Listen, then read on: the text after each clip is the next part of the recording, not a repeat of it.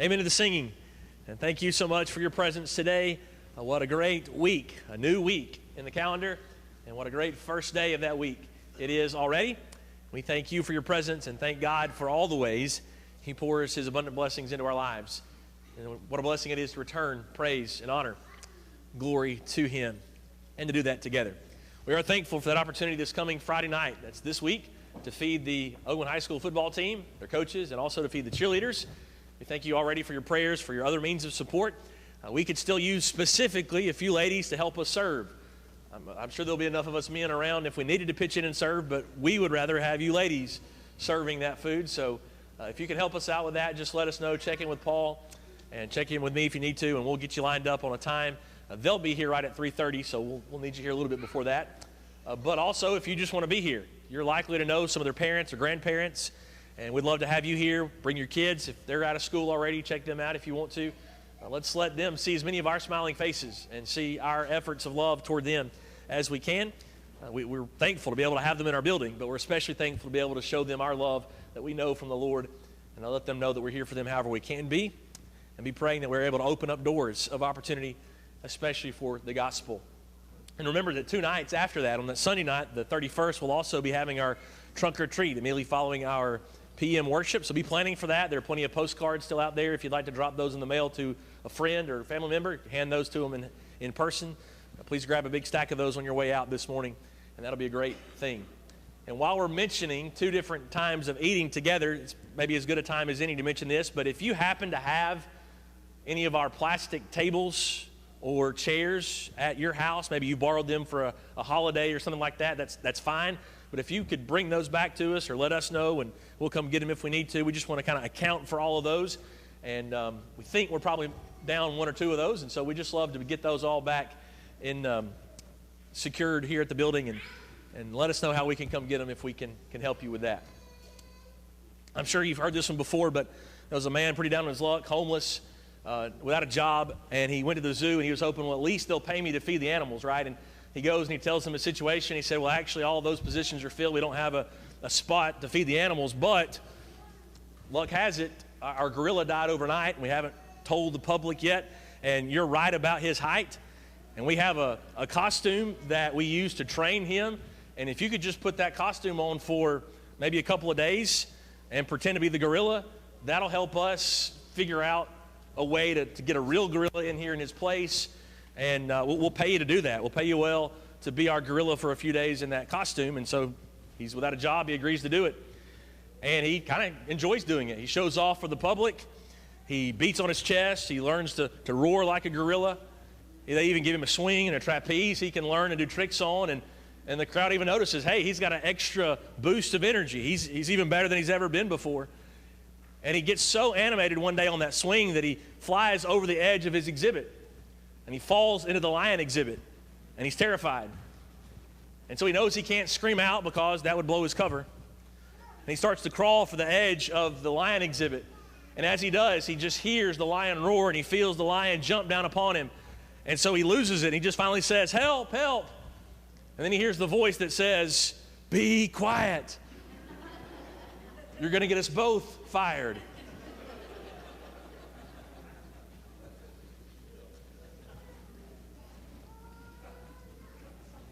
Are we guilty of viewing our lives like that in these segments of exhibits? And we put on a different costume depending on whatever exhibit it is that we're in? That's a good question. The even better question is that how God designed for us to live?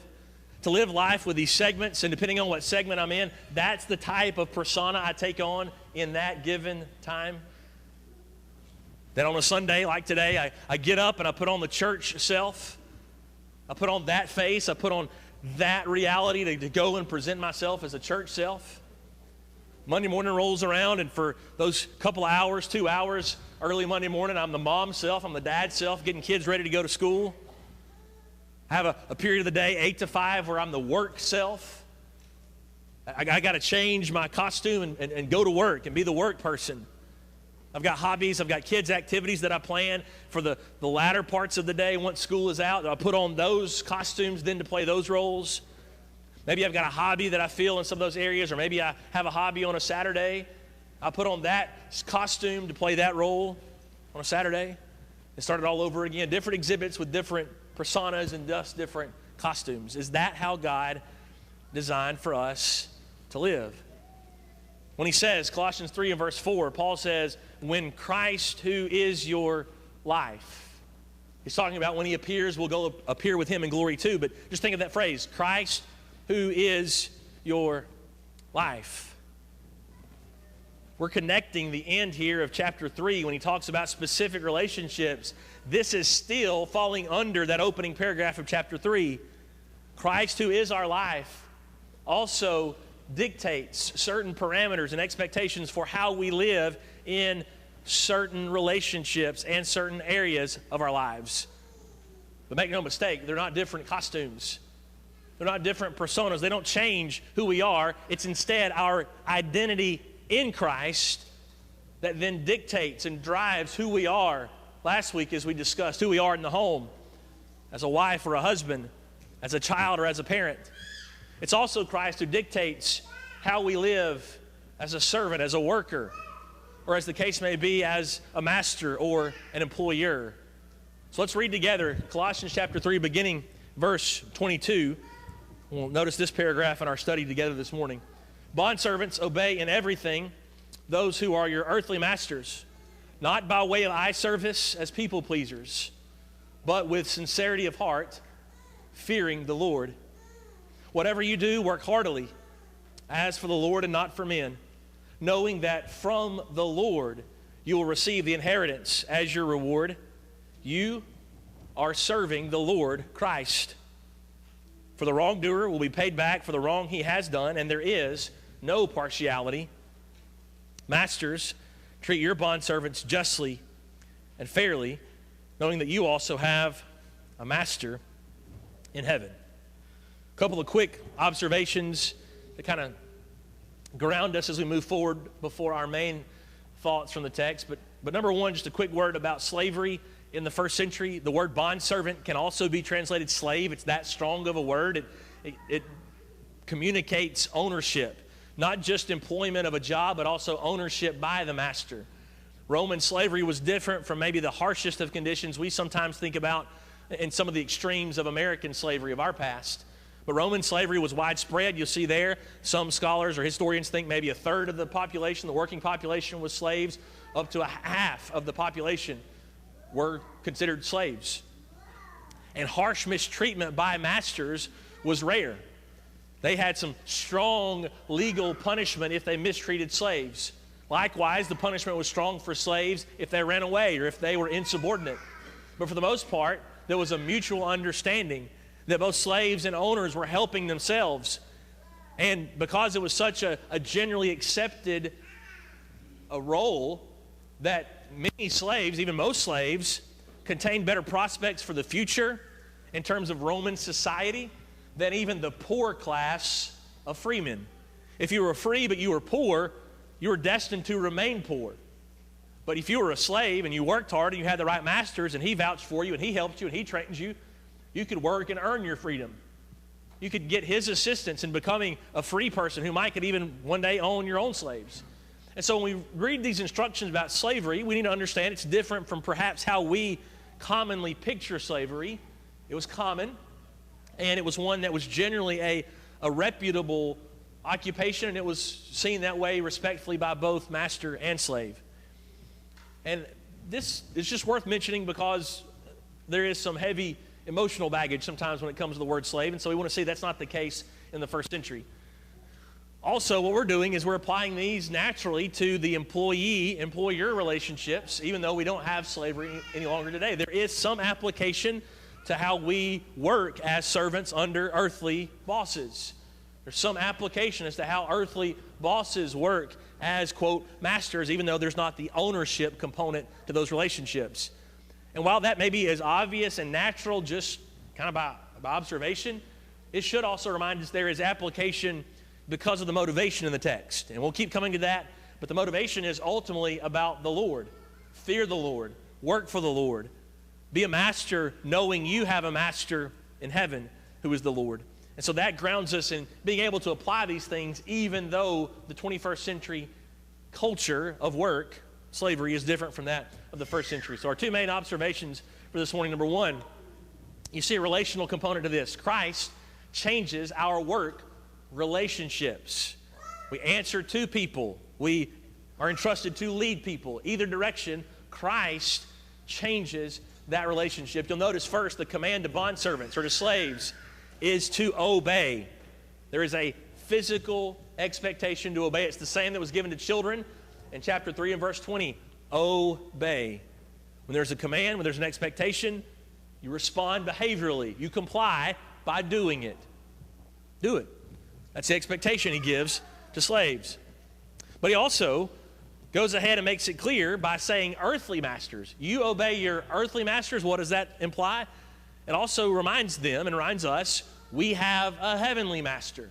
And so the heavenly master says, I'm giving you expectations for how you respond to those who lead you and are over you on earth. So you be sure to obey them in all things and in everything. But not only does he say what to do, which is obey, he also makes clear how we are to do it. And first, he qualifies it with a couple of nots. Don't do it for this reason. Don't do it for eye service, to be seen, to be publicly seen as obedient. That's not why you do it. And don't do it to be a people pleaser. That's the same principle generally he goes back to in chapter 3, verse 20, just 2 verses before, when he talks about children. Children, you obey your parents, for this pleases the Lord. You don't obey your parents just to please them. There's a greater calling. You obey your parents to please God. Well, servants, you obey your earthly masters, not to be seen by them or to be seen by your co-workers as obedient, not even to please your masters alone, but instead to do so to please God. So don't just do it for appearance's sake. So we would do well to ask the question, would I do the same thing with the same level of hardiness, with enthusiasm, with the same attitude? Would I do the same thing if no one was around, if no one knew I was doing it? Would I work the same way that I work in front of no one that I do in front of my boss?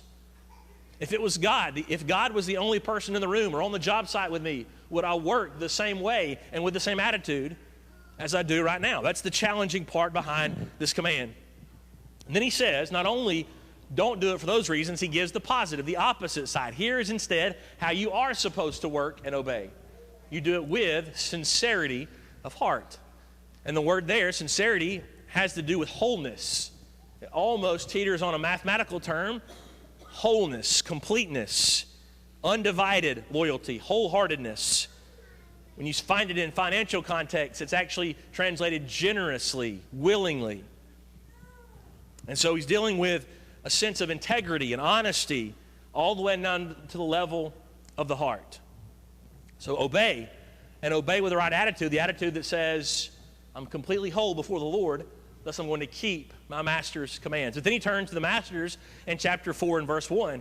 He turns to them and he says, you need to be generous to your workers. You treat them and you give to them in ways that are both just and fair.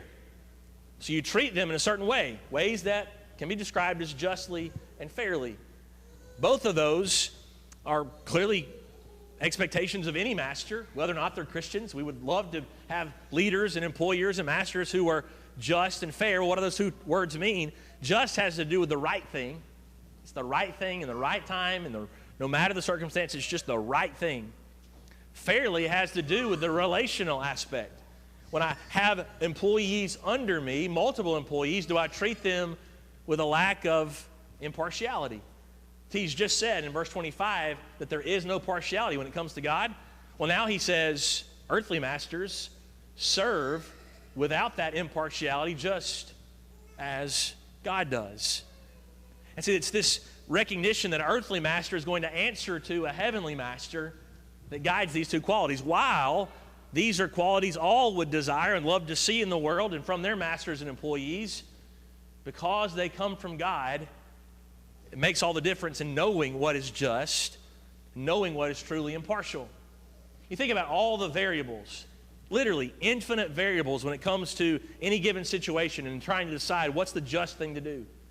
Infinite variables when it comes to the fair or the impartial thing to do. And that if a master or an employer decides, okay, I've got to figure out what's the right thing to do or the fair thing to do, the impartial thing to do, if we make those decisions based only on the variables, eventually we're going to find ourselves making unjust decisions or partial decisions.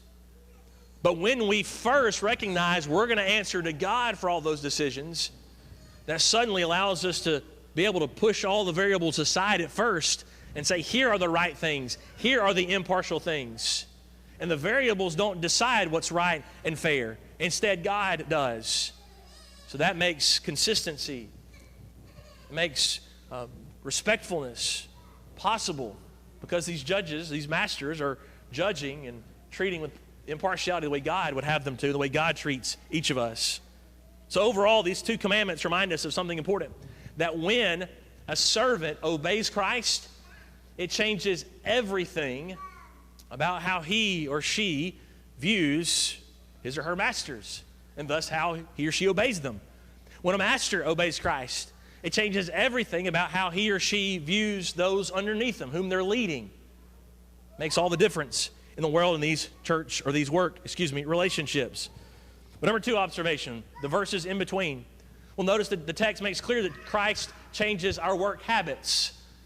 Christ changes not only why we obey and why and how we lead, but it also changes how we go about our work in and of itself. God created the world by work. God gave man the responsibility to work even before we sinned in the garden.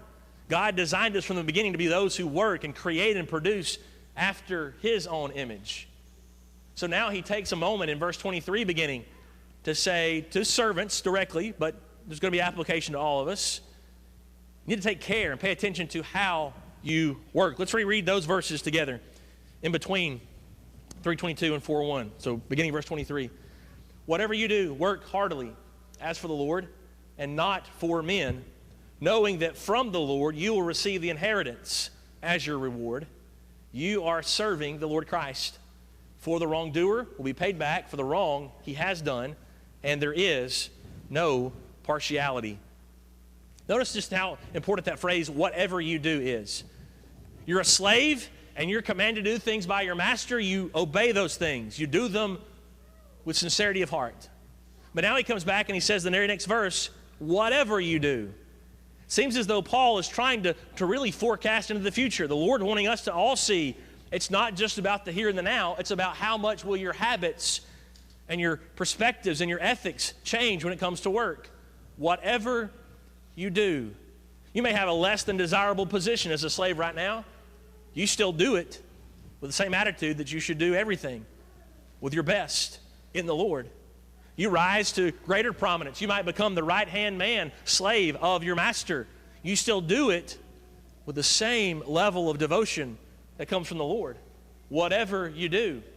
Maybe this possibility is there too. What if you have a great, gracious master and you pay off your debt and he frees you?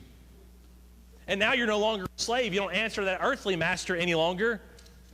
Will your work ethic have changed because you now know Christ?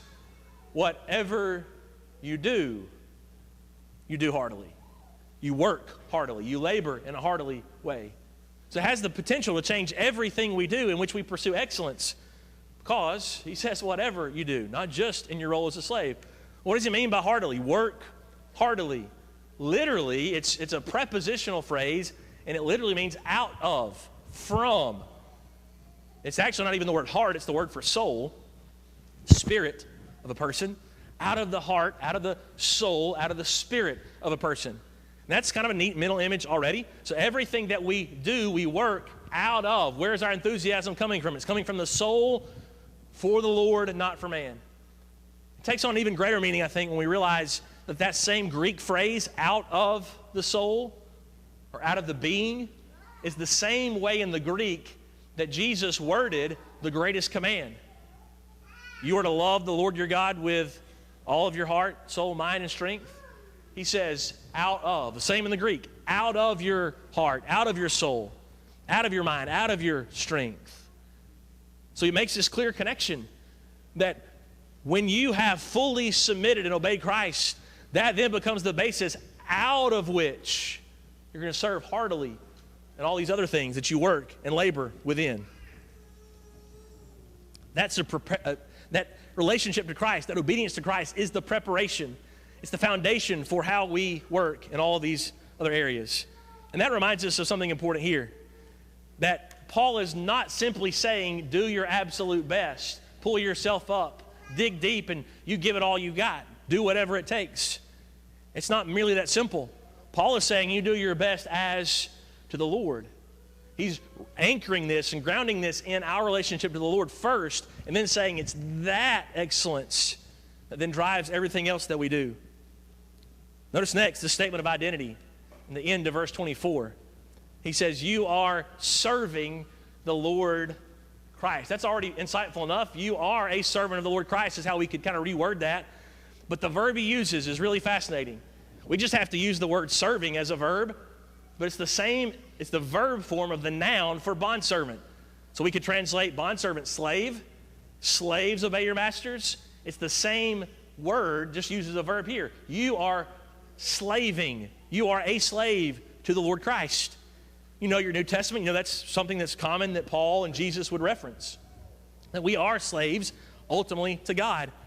And so now he says, you work heartily. You give it all you have from what you know about the Lord and your life in obedience to Him, because ultimately you are a servant of His.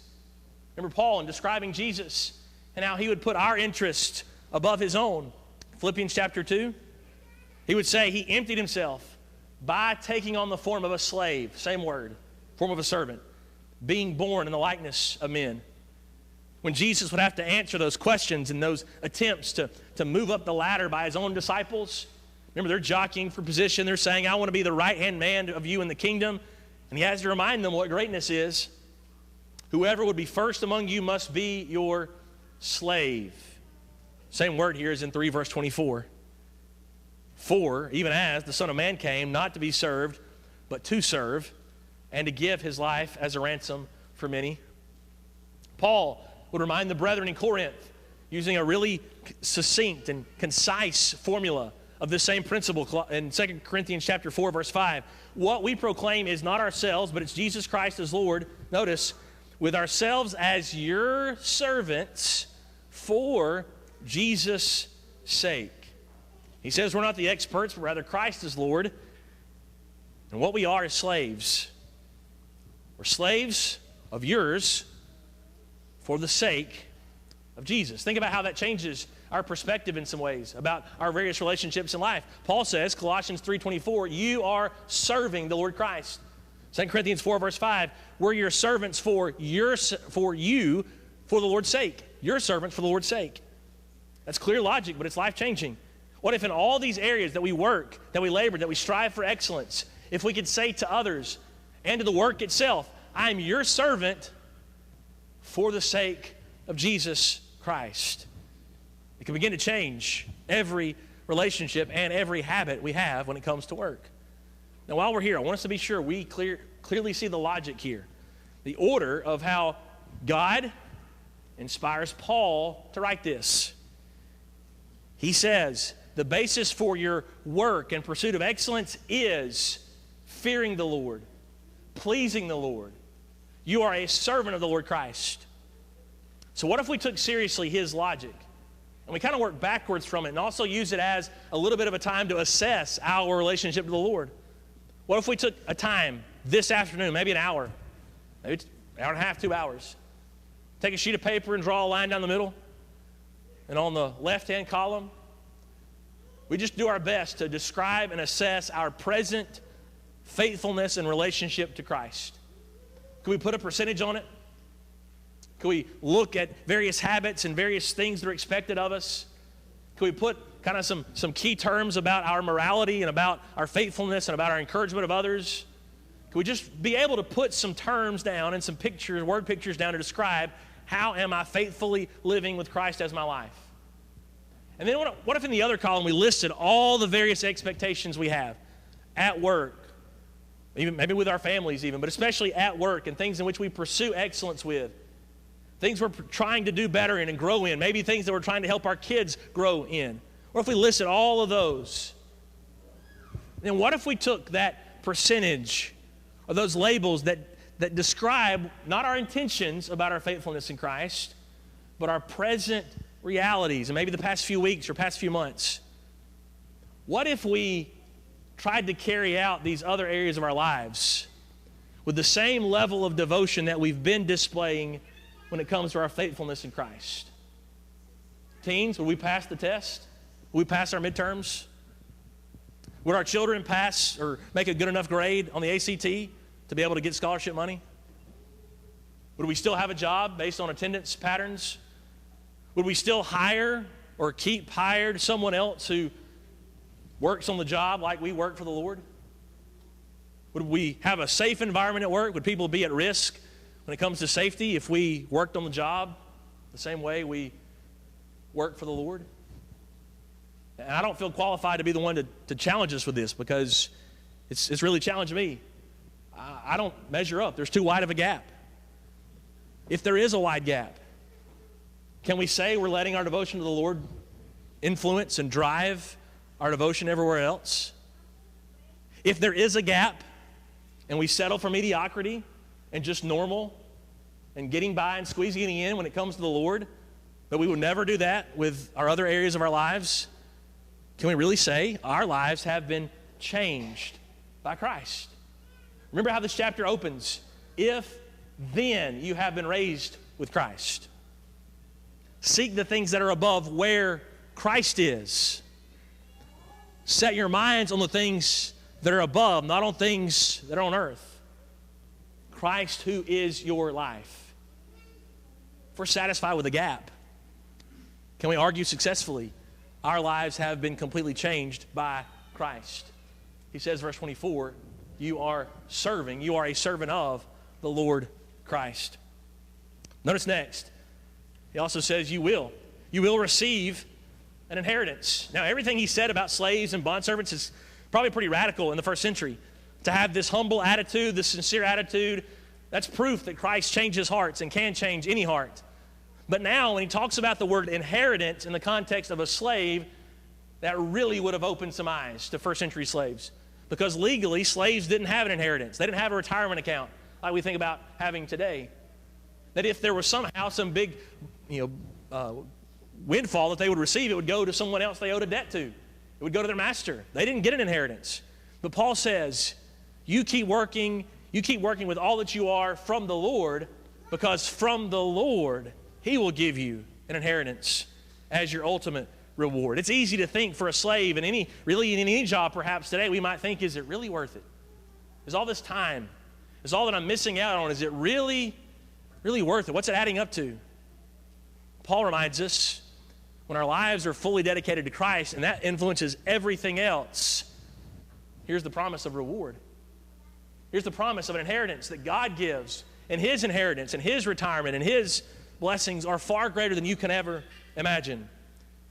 Paul reminds us, of course, in 1 Corinthians 15, verse 58, that in the Lord, your work, your labor is not in vain. But finally, notice what God will do. It's verse 25. The wrongdoer will be paid back by God because there is no partiality. Now, there's some discussion from time to time about this verse. Who's he really talking about being the wrongdoer? It's in the section directed to the servant. So is he saying if your master is a wrongdoer, God will pay him back? Or is he saying if you were a wrongdoer, God will pay you back? And I'm kind of still confused because I don't understand why we have to decide between one or the other. It seems pretty clear. If we're a servant in this capacity, and if we're a master, we both need the reminder that if we're going to be harsh over a servant as a master, God will repay that evil. If we're a slave, a servant, an employee, and we work in a way that does not bring glory to God, it's sinful, it's insubordinate, God too will reward that with his own punishment. And he is one who does not rule with partiality, but instead, he knows hearts, and he operates with impartiality. That seems to be most consistent with Paul's other instructions. Ephesians chapter 6 and verse 8, for instance, a similar, kind of a parallel passage we might call it. It's the opposite side of that discussion. Knowing that whatever good anyone does, this he will receive back from the Lord, whether he is a bondservant or free. God gives good to those who are faithful and obedient, whether they're a slave or free. But to those of us who are in a servant position and we abuse it, he'll repay with evil. Those who are in a master position and use it to abuse it, he'll repay with evil, because he is ultimately impartial. So what this all reminds us of, this verse 25, it's not up to us to control things we cannot control. It's always within us to respond and to control what we can control, which is all the things he's been talking about here. Don't worry about having an unjust master, because God will take care of that. Don't worry about having an insubordinate servant, because God will take care of that. Don't worry about working alongside an insubordinate servant. God will take care of that. So you control what you can control, which is to obey with sincerity. It's to lead out in front with justice and with fairness. It's to work and to labor heartily, completely for the Lord, to please him and not to please man. When we opened up this chapter several weeks ago, chapter 3, we just talked about ants and how it's pretty tough to destroy them on the earth's surface, because they don't really live on the earth's surface. They live beneath the surface and all these tunnels and intricate architectural genius that they build. Solomon, in the book of Proverbs, was big on work ethic, not being a sluggard. Solomon points to the ants as an example of how to work in a way that is responsible. Proverbs 6, verses 6 through 8. Go to the ant, O sluggard. Consider her ways, be wise. Without having any chief, officer, or ruler, she prepares her bread in summer and gathers her food in harvest. She doesn't have anyone laying out the calendar for her, and yet she always knows what time of year it is. She always knows where food is. She always knows how to build these intricate places to live. So you, as a large human being, you can learn a lot from one of the tiniest creatures in all the earth, to work with a work ethic that doesn't depend on pleasing other people, that doesn't depend on meeting this eye service. That's kind of what's behind verse 7. She does not have a chief or a ruler or an officer. We take that and we kind of move toward Colossians, where we started. Paul keeps reminding us, you do have a Lord, a master in heaven. So look what an ant can do even without being forced to do it. And now we who have the greatest of masters in Jesus Christ, what's possible when we work as employees, knowing that our true master is Christ? What's possible when we as employers know we have a true master in Christ? What's possible when anything that we undertake, whatever you do, we work heartily for the Lord and not for men? How much does he make possible to influence the world for good through helping us and strengthening us to ever-continuing excellence? If you don't know Christ, if you don't have the blessings of the changes he makes, then choose today to be that day you put him on in baptism. We'd love to assist you in that. We'd love to witness you do that, becoming a Christian. You can use that time, this time that's coming up now, to obey the gospel of Jesus Christ. Maybe you aren't a Christian, but you've not been living in a way that pleases Christ. Maybe you've fallen into traps of sin that happen when we do give ourselves over to people-pleasing and eye service. If you need to make your life in that regard and come back to him, please know that we will pray with you, and we will love you and be here for you every way that we can. Please use this time. Use it wisely. Use it to make sure your life is right with him as we sing.